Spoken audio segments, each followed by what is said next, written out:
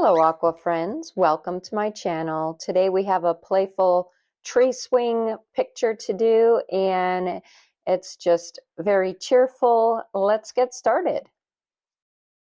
We are going to paint this cheerful scene and we're starting off by wetting the whole piece of paper with a nice big flat brush and get it nice and wet, and we're going to work on doing this in stages.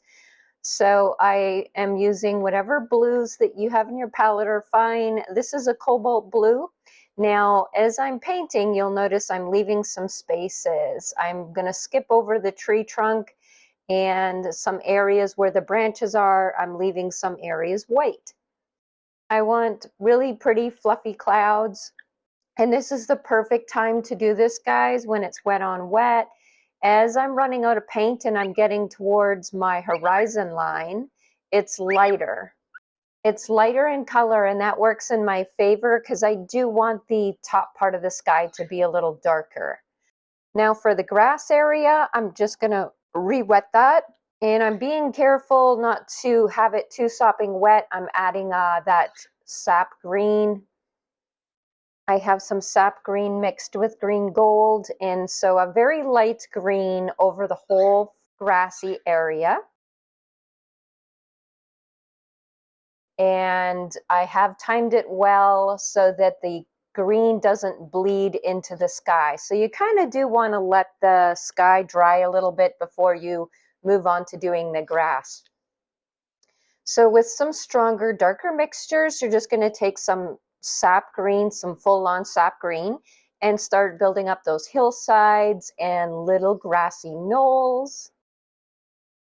Now for the flowers, guys, we're going to do a little bit of gouache. And if you don't have gouache, you just need some opaque white, and you could do all the flowers white, but you could also mix in some opaque white with some of your watercolors to change the color of the flowers. That'll be the next step.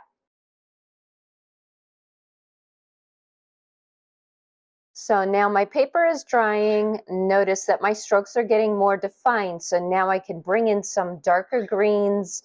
The darkest of the greens, I will be using a little bit of shadow green with my sap green. You could also use different texture of brushes to get some interesting foreground foliage. So I've switched to a calligraphy brush here to make some grassy areas. Okay, so moving on to that tree. Once your first layer's dried, I'm going to go in and do some what they call scrubbling, scrumbling. I'm not sure how to pronounce that. But basically, you're taking a very wet mixture of paint, of some watercolor, and I started off with just wetting my paper in that scrumbling fashion, and you're just really making all these kind of little hashtaggy marks, trying to mimic what the branches and leaves would be, always starting off with those light colors and then bringing in some of the darker sap greens.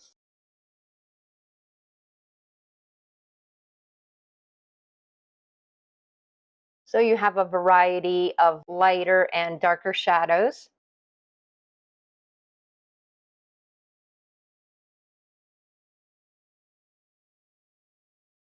I quite like how the tree turned out. It's so cute.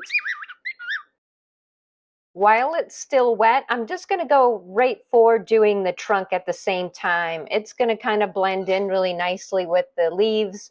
And along with the blue, I have taken my burnt sienna, and when you mix those two together, you'll get like a really pretty gray color. You could lean it more towards the blue or lean it more towards the browns and get some very interesting bark textures like I'm getting right now.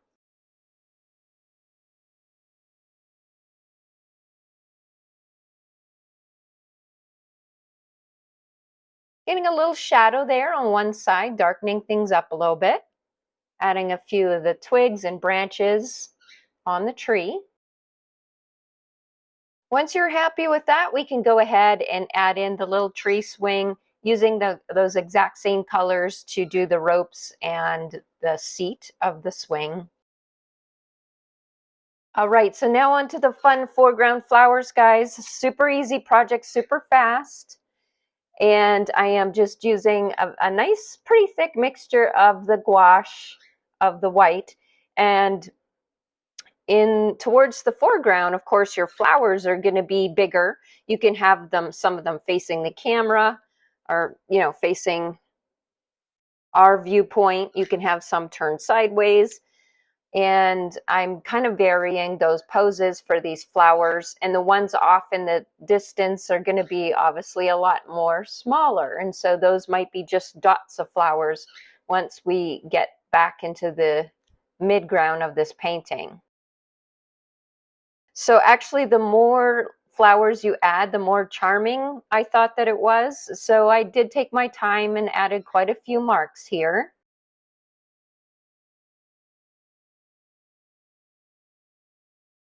Now, depending on what type of gouache paints that you might have, I know that my yellows and reds really are not completely opaque, and that is why I am putting down a base of white, because then I can easily add some red into my white to get some pink flowers or purple flowers.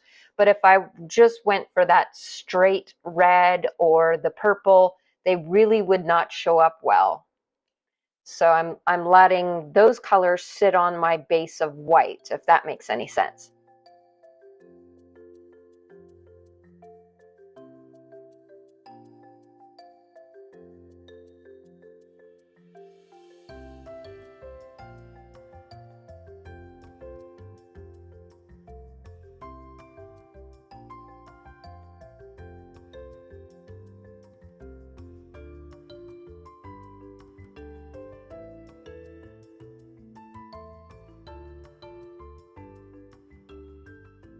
I got a very small little starter kit, guys, for Christmas from my husband of the Holbein gouache set. So that's what you saw me lay down on top of my watercolors. It's just in a little ceramic plate there. And it's been fun playing around, and actually been watching lots of videos to kind of try to understand how gouache works and how you go about painting in gouache. So it is a lot of fun to add elements of the gouache on top of your watercolors.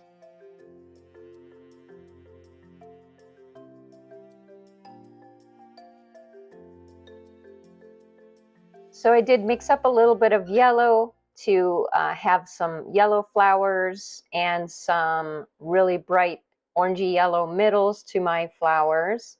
So I'm adding those to the daisies here, those little spots.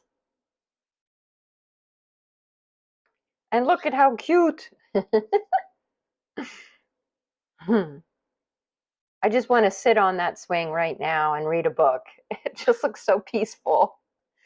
So I'm giving you guys a heads up. I am not going to be active on YouTube, I think probably for the next couple of months. I'm in the process of selling my home. It did sell and I close in 3 or 4 weeks. So I have so much packing to do. My whole art studio up here is being dismantled, so I don't even have a place to paint anymore. I will miss chatting with you guys. I hope everybody has a wonderful summer, and hopefully I can sneak some videos when I'm up in Canada. If I could get to trying to do a few up in Canada when I'm visiting my parents, I definitely will, and try to get that out. Otherwise, I won't see you guys until the fall. I'm moving to Florida, so it's quite a big move, and I'm sure it's going to take me a while to get organized and set up shop again once I'm down there.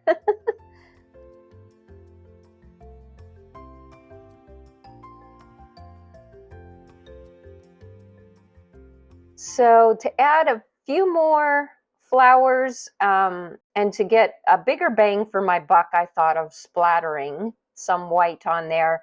And wherever the splatters might be a little too big, you can make them into more bigger foreground flowers like I'm doing.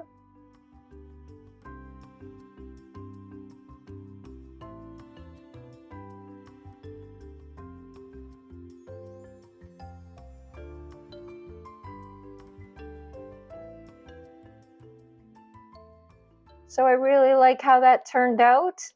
I hope you guys have fun creating your own little daisy garden with a swing. And that is it for my spring series. I hope you enjoyed it. As always, thanks for watching. Thanks for your support. I will see you guys later.